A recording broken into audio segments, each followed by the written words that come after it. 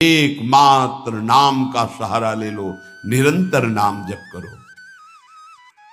जो जितना अधिक नाम जप करेगा उसे उतनी अधिक भागवतिक शक्ति प्राप्त होगी।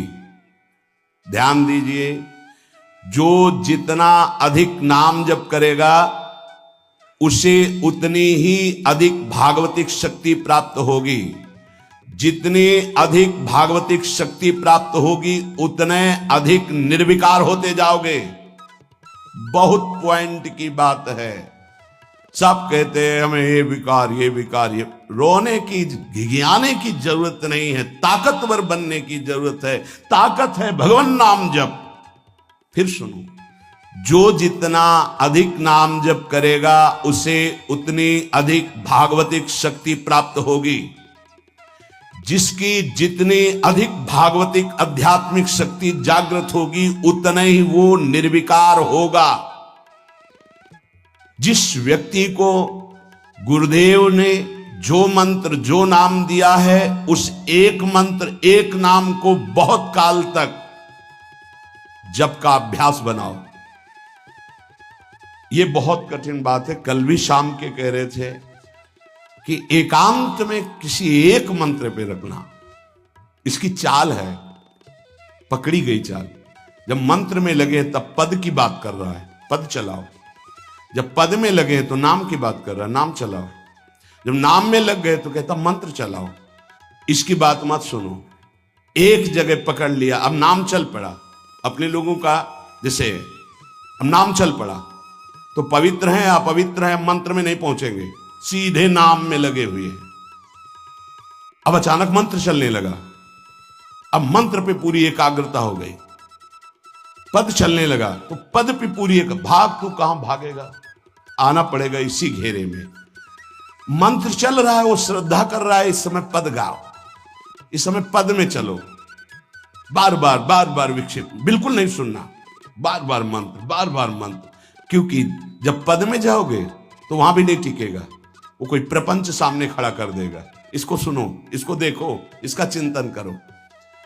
माला ले लिए, चलो पार्क में टहल कर रहेंगे, गली में टहलते, बालकनी में खड़े हो जाते हैं, पूरी एकाग्रता रहेगी। हाँ, फंसाएगा किसी चित्र में, चिंतन में फंसाएगा। बहुत साधक को सावधानी की जरूरत है। जिस उपासक को जो मंत्र जो नाम मिला है, एक नाम एक मंत्र बहुत समय तक उसे चलाने का अभ्यास कीजिए। ये बहुत छलिया है मन। ये तो मंत्र तो इतना जप ही लिए हो ना, अब राधा नाम जपते हैं।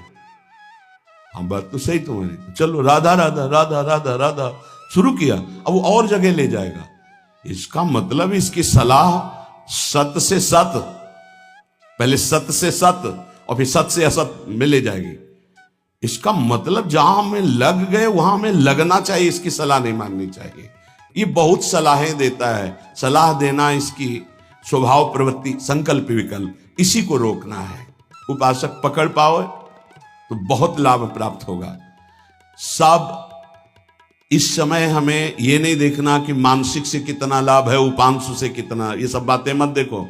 अरे वाचिक से 10 गुना उपांशु, उपांशु से 100 गुना मानसिक, ये गुना उना हमें नहीं चाहिए। इस समय हमें भगवदाकार वृत्ति करनी है। हमें कोई लाभ हो हानि हो, गुना से मतलब नहीं। वहां जपने से इतना लाभ, वहां जपने, हमारा केवल लक्ष्य है प्रभु का स्मरण। पकड़ो बात। अब वो अगर मानसिक नहीं हो रहा तो उपांशु आते हैं, उपांशु नहीं हो रहा तो हम वाचिक आते हैं, वाचिक नहीं हो तो हम कीर्तन करते हैं। छोड़ेंगे नहीं तुम्हें, बख्शेंगे नहीं। अनन्य चेता सततम, हमें सतत अनन्य चित्त को अपने आराध्य देव में जोड़ना है। जिस उपासक में भोगों की त्याग वृत्ति अधिक है वो बहुत जल्दी सिद्ध होता है। पकड़ो, जो पुरुषार्थ तो करता है पर साथ में भोगों को भी भोगता है, उसकी आसक्ति भजन में नहीं हो पाती, वो आगे नहीं बढ़ पाएगा जब तक वो अपनी वृत्ति को सुधारेगा नहीं।